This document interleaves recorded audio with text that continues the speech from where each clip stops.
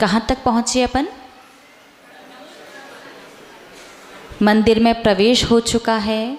भगवान को क्षमा याचना रूप 3 बार नमोस्तु भी कर लिया और नमोस्तु के बाद द्रव्य चढ़ा दी क्या? अभी नहीं चढ़ाई। नमोस्तु के बाद दोनों हाथों को श्रीफल की तरह हृदय के सन्मुख जोड़ करके णमोकार मंत्र पढ़ लिया। ठीक है ना? आज से लगभग 10 साल पहले जब पूज्य गुरु माँ दीक्षा के बाद पहली बार बुंदेलखंड एमपी आई थी, तो भरतपुर से बिहार हुआ था कुंडलपुर के लिए। रास्ते में बिहार के दौरान रात्रि का विश्राम कई बार अन्य संप्रदाय के द्वारा बनाए गए स्थानों पर हुआ। तो एक प्रश्न पूज्य गुरु माँ के सामने आया और मुझे लगता है शायद वो प्रश्न कभी ना कभी आपके सामने भी आया होगा और नहीं आया होगा तो आगे जरूर आएगा।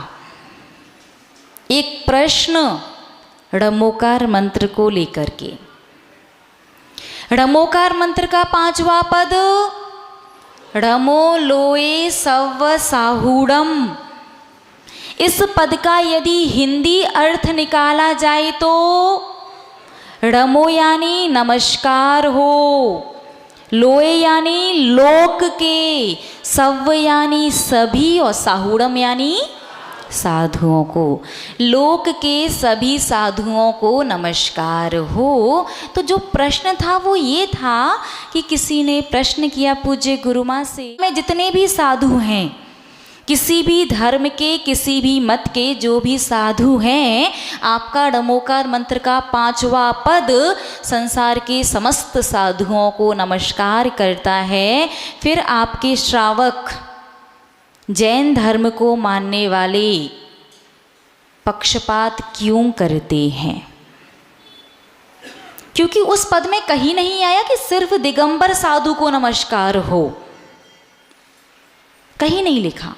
निर्ग्रंथ को नमस्कार हो, कहीं नहीं आया, सिर्फ साधु शब्द आया है। तो हम पूछना चाहते हैं आप लोगों से, क्या 5वें पद में आप संसार के समस्त साधुओं को नमस्कार करते हैं?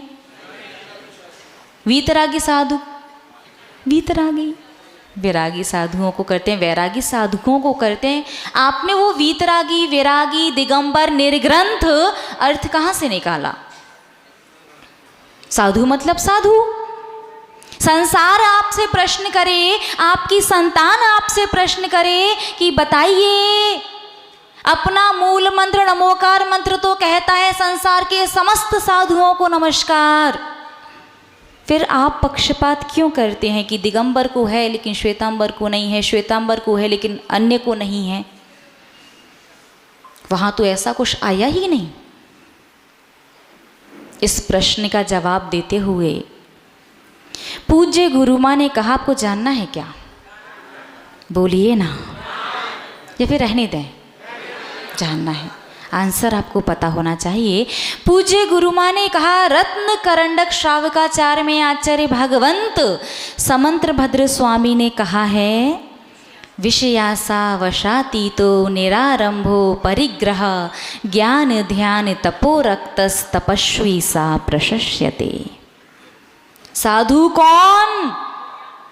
जो विषयों की आशा के वश से रहित, विषय की आशा, पंचेंद्रिय सुखों के विषय की आशा से रहित हैं, जिन्हें खाने के लिए आपकी तरह चटपटा मसालेदार और बार बार नहीं चाहिए, जिन्हें सुंदर दिखने के लिए आपकी तरह रंग बिरंगे वस्त्र, या कहें कि मुनिराजों को तो वस्त्र ही और आभूषण वगैरह भी नहीं चाहिए, जिन्हें इंद्रिय संबंधी भोग भोगने के लिए स्त्री या संतान या परिवार नहीं चाहिए, जो पंचेंद्रिय विषयों की आशा के वश से रहित हैं। और कैसे हैं? निरारंभो परिग्रह, आरंभ से, जो झाड़ू पोंछा नहीं लगाते, जो खाना नहीं पकाते, जो बर्तन नहीं मांजते, जो कपड़े नहीं धोते, जो घर की साफ सफाई नहीं करती, और जो भी आप गृहस्थ जो कार्य करता है आरंभ के, जो इस प्रकार के कोई कार्य नहीं करते, जो तिल तुष मात्र भी अनावश्यक या आवश्यक परिग्रह भी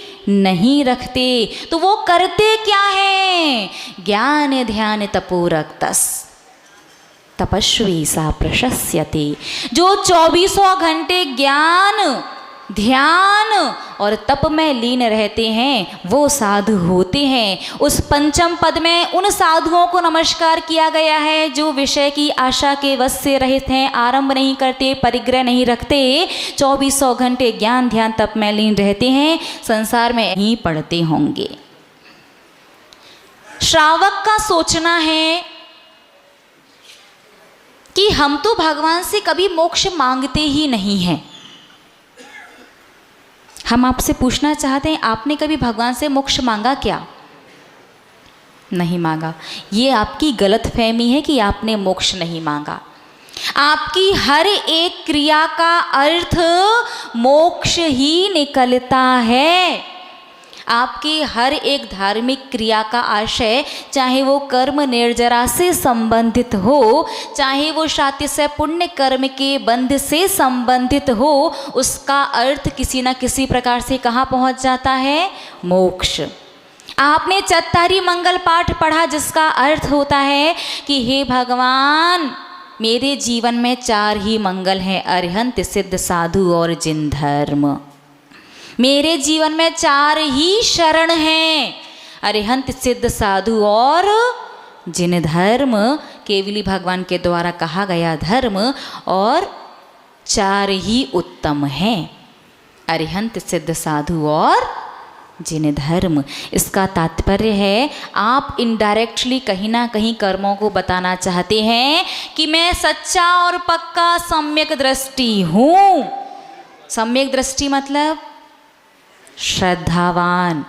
जिनेंद्र देव के प्रति मुझे वो आस्था, वो श्रद्धा है कि जीवन में कभी भी कठिन से कठिन कोई भी परिस्थिति और कैसा भी समय आ जाए, मैं देव शास्त्र गुरु के अलावा किसी को भी भगवान मानने वाला नहीं हूँ। और जो सम्यक दृष्टि होता है वो अधिक से अधिक अर्ध पुद्गल परावर्तन काल के अंदर कहाँ चला जाता है? मोक्ष में। आपने नमोकार मंत्र पढ़ा, चत्तारी मंगल पाठ पढ़ा, और उसके बाद ऐसो पंच नमो यारो वाला पाठ पढ़ना है, ध्यान रखना। और इसके बाद अब चढ़ाओगे द्रव्य। द्रव्य का विज्ञान बड़ा अच्छा है।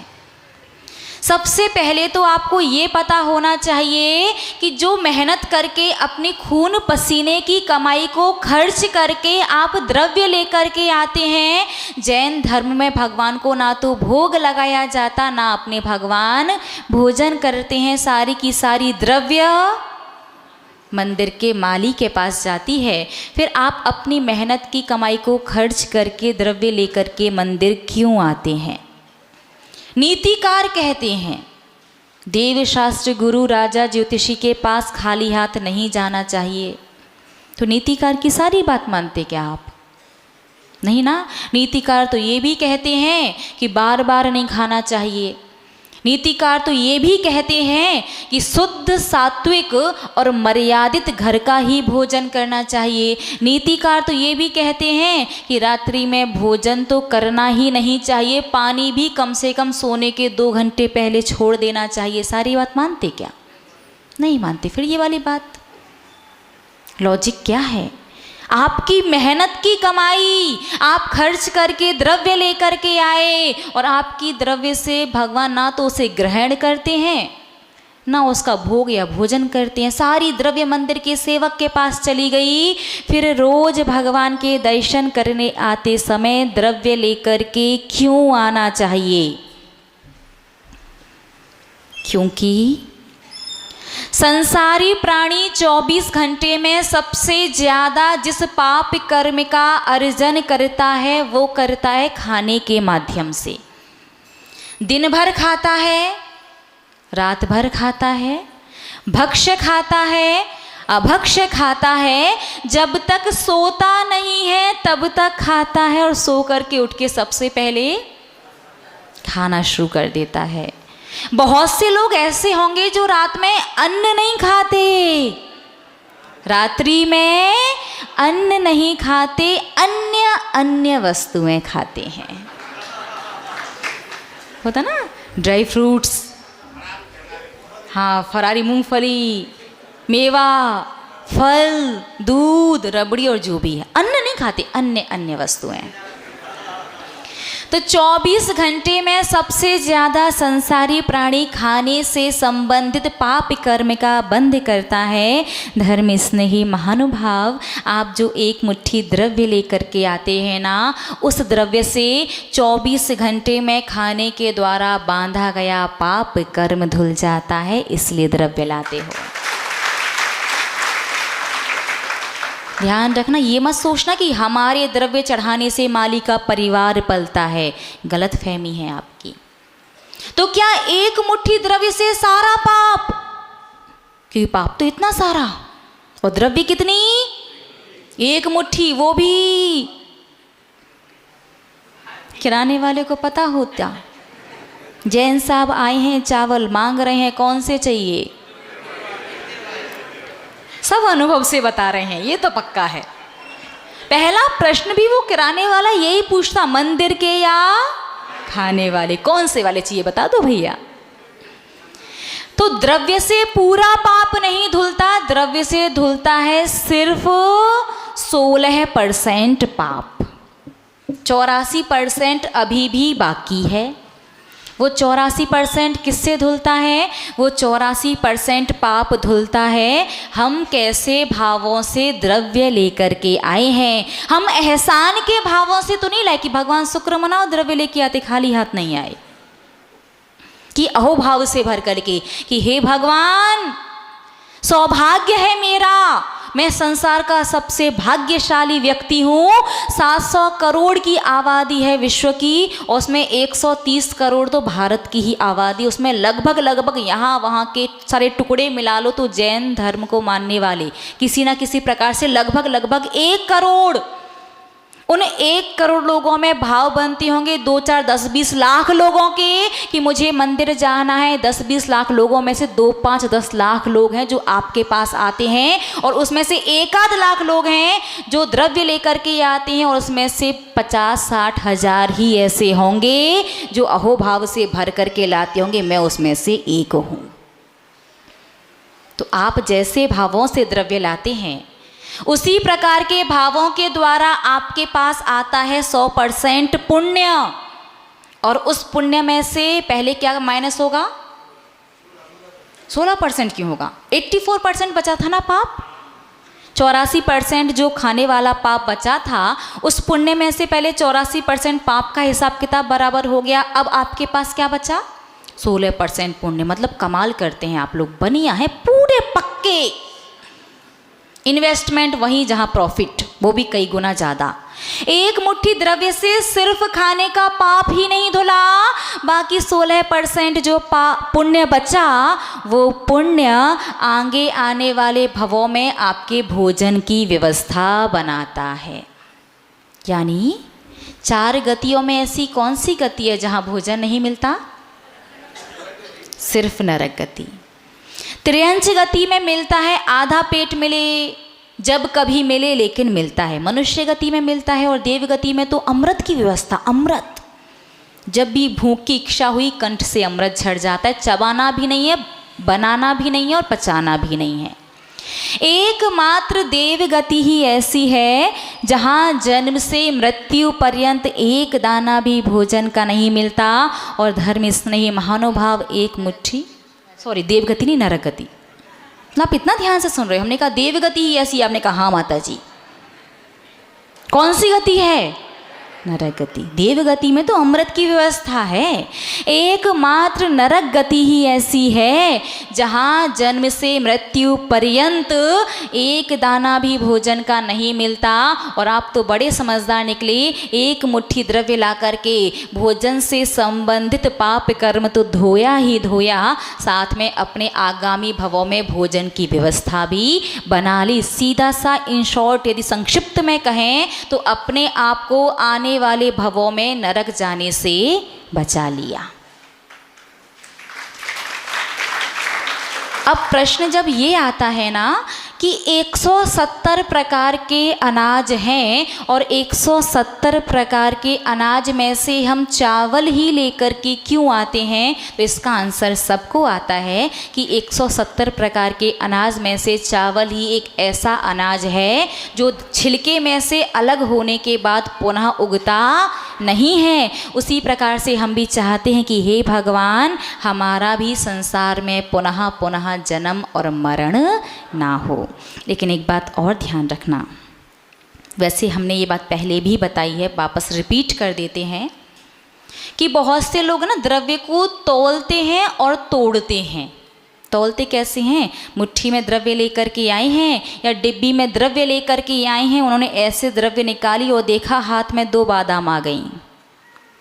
कितनी बादाम आई हैं? 2। तो क्या करना है? 1 वापस रख दो।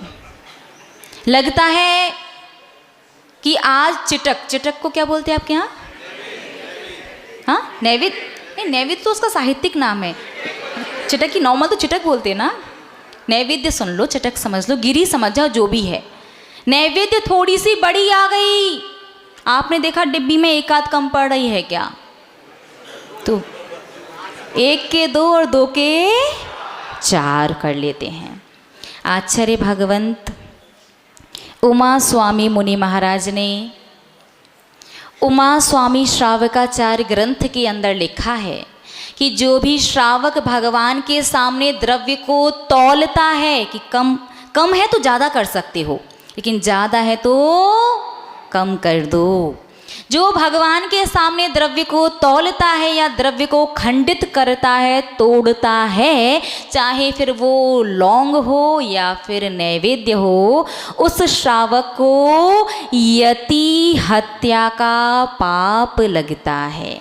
यति किसे कहते जानते हैं आप? यति तो जानते ही होंगे, साधु मुनि। कल्पना कीजिए, कभी स्वप्न में जिनकी निंदा, जिनकी अवमानना, जिनका अपमान करने की भी आप नहीं सोचते, भगवान के सामने द्रव्य आपको तोड़ना है ना, आप साइड से जाओ। जो भी करना, तौलना है, तोड़ना है, जो भी करना बाहर से साइड से करके आ सकते हैं, लेकिन देव शास्त्र गुरु के सामने जो आ गया, जैसा आ गया, जितना आ गया आप चढ़ा दो। भगवान बिल्कुल बुरा नहीं मानेंगे कि आदिनाथ को 2 बादाम और चंदा प्रभु को सूखे चावल, बिल्कुल बुरा नहीं मानेंगे। लेकिन कर्म जो है ना वो रागी द्वेषी, क्योंकि शुभ कर्म भी होते हैं और अशुभ भी होते हैं, और आपकी छोटी छोटी सी क्रिया कर्मों को बड़ी बुरी लग जाती है, और कर्म बुरा मान जाते ना तो हालत खराब कर देते हैं। कर्मों ने भगवान को नहीं छोड़ा, भगवान आदिनाथ को भी 6 माह तक मुद्रा लेकर के घूमे, लेकिन आहार का लाभ नहीं हुआ, और भगवान पार्श्वनाथ पर 7 दिन तक, आप सोचो, भगवान के गर्भ में आने के 6 महीने पहले से देव लोग रत्नों की वर्षा शुरू कर देते हैं। कितने टाइम पहले? 6 महीने पहले। एक दिन में कितने रत्न? एक दिन में 4 बार, और एक बार में 3.5 करोड़। तो टोटल कितना हुआ? 14 करोड़। कल्पना कीजिए, जो देव लोग भगवान के गर्भ में आने के 6 महीने पहले से 14 करोड़ रत्नों की वर्षा कर रहे हैं, भगवान ने मुनि दीक्षा ले ली है, जंगल में बैठे वो देव लोग उस समय क्या कर रहे थे? क्या उस समय सौधर्मेंद्र को ध्यान नहीं आ रहा कि भगवान के ऊपर उपसर्ग हो रहा है? क्या उस समय धर्मेंद्र और पद्मावती का अवधि ज्ञान काम नहीं किया कि हमारे उपकारी के ऊपर उपसर्ग है? अरे सबका सब कुछ काम करता है, लेकिन कर्म का उदय जब आता है तो किसी की बुद्धि काम नहीं करती। तो उस समय भगवान के कर्म का उदय ऐसा था कि 7 दिन तक ना तो स्वर्गों से कोई देव आया और ना ही धर्मेंद्र और पद्मावती। जैसे ही भगवान का कर्म पूरा हुआ, सबको याद आ गया कि भगवान पर 7 दिन से उपसर्ग हो रहा है। तो यही आप कितने भी पुण्यात्मा बने रहो, तीर्थंकर से बढ़ के पुण्यात्मा नहीं हो सकते। इसलिए कर्मों से तो थोड़ा सा संभल के, हाँ, बच कर के ही रहो। जितना आवश्यक उतना ही 3-5 करना, उसे उंगली दिखाई ना तो हाथ पकड़ लेगा, और एक बार उसने जकड़ लिया ना आपको तो 84 लाख योनियों और दुर्गतियों में लेकर के जाएगा, और आपके पास कोई मार्ग भी नहीं होगा अपनी गलती सुधारने का। तो क्या करना है, भगवान के सामने द्रव्य को तौलना नहीं है। कुछ लोग सीधे भगवान के दर्शन करने जाते हैं तो अर्घ चढ़ा देते हैं। देव दर्शन की प्रक्रिया में अर्घ का वर्णन नहीं है। अर्घ तो विशेष भक्ति है, जैसे नवधा भक्ति होती साधु की। साधु की आहार के समय कितनी भक्तियाँ? 9 भक्तियाँ। गिनाना जरा। पड़गाहन, उच्चासन, पाद प्रक्षालन, पूजन, नमस्कार, मन शुद्धि, वचन शुद्धि, काया शुद्धि, आहार जल शुद्ध है। इस नवधा भक्ति में कहीं भी परिक्रमा आई क्या? बोलिए ना। नहीं है। पड़गाहन का मतलब होता है सिर्फ उनका जो संबोधन है, नमोस्तु या एक वंदामी जो भी है, स्वामी नमोस्तु नमोस्तु नमोस्तु, अत्रो अत्रो अत्रो, तिष्ठो तिष्ठो तिष्ठो, आहार जल शुद्ध है। तो परिक्रमा क्या है? परिक्रमा विशेष भक्ति है, वैकल्पिक भक्ति। चाहो तो आप कर सकते हो और नहीं चाहो तो ऐसा नहीं है कि बिना परिक्रमा के साधु मंदिर में लौट जाए। ठीक है ना? उसी प्रकार से देव दर्शन की प्रक्रिया में अर्घ वैकल्पिक है। चाहो तो चढ़ा सकते हो, नहीं चाहो तो नहीं चढ़ाओ, लेकिन द्रव्य चढ़ानी है। कैसे चढ़ानी है आप लोग जानते हैं? णमोकार मंत्र पढ़ा, णमोकार मंत्र की महात्म्य की गाथा पढ़ी, 105 नमो यारो, चत्तारी मंगल पाठ पढ़ा। उसके बाद अब चढ़ाना है द्रव्य, और द्रव्य चढ़ाने के लिए आपको अपने हाथ में लेने हैं सिर्फ अक्षत, सफ़ेद चावल, अंगूठा अंदर और मुट्ठी बंद। इसी प्रकार से लेते कि लेते ही नहीं हैं? लेते हैं। अब एक प्रश्न हमारा आपसे, यदि हम आपसे कहें मुट्ठी बनाओ, कैसे बनाओगे? मुट्ठी, अरे हमने कहा मुट्ठी बनाओ, नॉर्मली ऐसे बनाओगे? ऐसे बनाती हूँ मुट्ठी? ईमानदारी बताओ। ऐसे, ठीक है। फिर भगवान के दर्शन करते समय अंगूठा अंदर करके मुट्ठी क्यों बनाना? और ये मत कहना कि भगवान को अंगूठा नहीं दिखाते, और आरती करते समय पूरा हाथ दिखा रहे हो, वो उस समय अंगूठा नहीं आता क्या? अभिषेक करते समय अंगूठा दिखा रहे हो, अभिषेक लेते समय अंगूठा दिखा रहे हो, नमस्कार करते समय तो सब कुछ दिखा रहे, पहली उंगली भी दिखा रहे, आखिरी उंगली भी दिखा रहे, अंगूठा भी दिखा रहे। पता नहीं लॉजिक कैसे कैसे भगवान को अंगूठा नहीं दिखाते। तो मुट्ठी तो इसे कहा जाता है। फिर भगवान के दर्शन करते समय जब आपको द्रव्य चढ़ानी है तो अंगूठा अंदर करके मुट्ठी क्यों बनाई जाती है? जल्दी से बताइए। समय आपका पूर्णता की ओर है, अभी तो द्रव्य भी नहीं चढ़ पाई है। द्रव्य का लॉजिक समझ लो। दुर्गति में जाने से बचना हो, और वैसे भी खाने पीने का तो इतना पाप करते हो कि आजकल तो मोमोज है ना, और कोल्ड कॉफ़ी वगैरह, पता नहीं कितने सारे स्नैक्स आ गए, बहुत सारे। हमारे टाइम पर तो इतने होते भी नहीं थे। अब तो मुझे लिटरली 25 साल की एज में बूढ़ा वाली फीलिंग आने लगी है कि टेक्नोलॉजी जिस स्पीड से डेवलप हो रही है, बहुत कुछ बदल गया, बहुत ज़्यादा। कभी समय होगा तो उस बारे में चर्चा करेंगे। अभी तो अपन को द्रव्य भी चढ़ानी है। द्रव्य चढ़ाना कितने पुंज हैं, कैसे है, ये भी समझना है। उससे पहले मुझे आप एक बात और बताइए, आप लोग जिनवाणी के दर्शन करते हैं क्या? बोलिए ना। जिनवाणी को मानते हैं क्या? मानते हैं। जिनवाणी का संबोधन क्या है? जैसे भगवान को नमोस्तु, मुनि महाराज को नमोस्तु, आरिका माता जी को वंदामी, छुल्लक छुल्लिका ऐलक को इक्षामी, प्रतिमा धारी त्यागी व्रती को वंदना, और आपस में जय जिनेंद्र। वैसे ही जिनवाणी का संबोधन क्या है?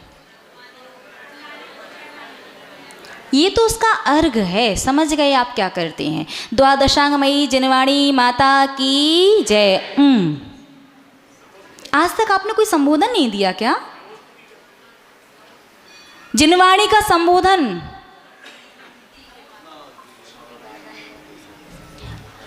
संबोधन का तात्पर्य अभिवादन से है। क्या है?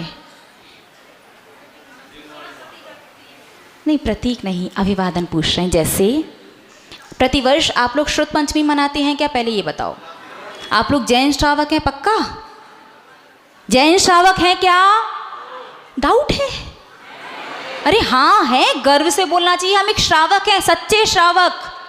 कैसे श्रावक हैं? सच्चे श्रावक। बस श्रावक श्रावक है, सच्चे तो आगे साइलेंट कर देते हैं। देवशास्त्र गुरु को मानने वाले। सच्चा श्रावक कौन होता है? जो देवशास्त्र गुरु को मानता है। आपको ज्ञान किससे मिलता है? जिनवाणी से मिलता है। भगवान जिनेंद्र देव की वाणी, उसका अभिवादन क्या है?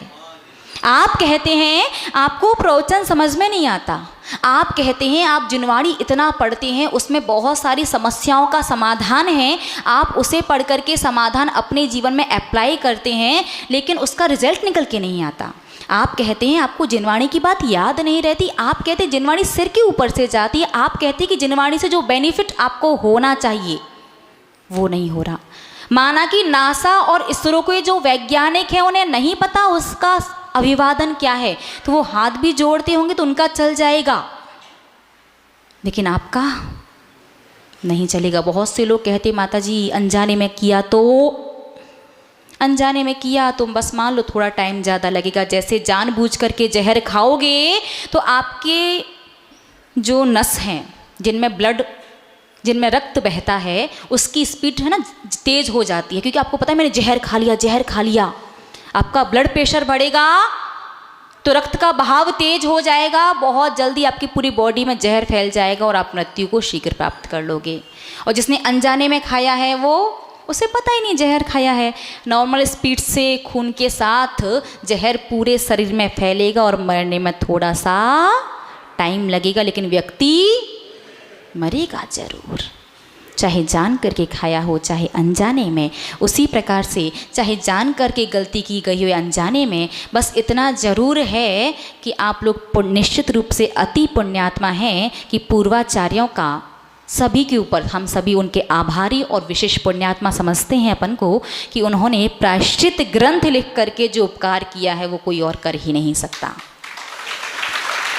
तो प्रायश्चित ग्रंथ उन्हीं के लिए हैं जिनसे गलती में गलती हो गई, जानते नहीं थे, अनजाने में गलतियां हो गई हैं, उनके लिए प्रायश्चित ग्रंथ है। तो अभी तक जितनी भी जो भी गलतियां हुई हैं, पहले अपन धर्म के स्वरूप को सही से समझ लेते हैं, उसके बाद उन सारी गलतियों का एक साथ प्रायश्चित लेकर के संकल्प लेंगे कि आगे जितना भी जो भी धर्म करेंगे उसे सही से समझ करके सही करेंगे। तो ध्यान रखिए, देव शास्त्र और गुरु तीनों का बराबर का दर्जा है, इसलिए तीनों को किया जाता है नमोस्तु।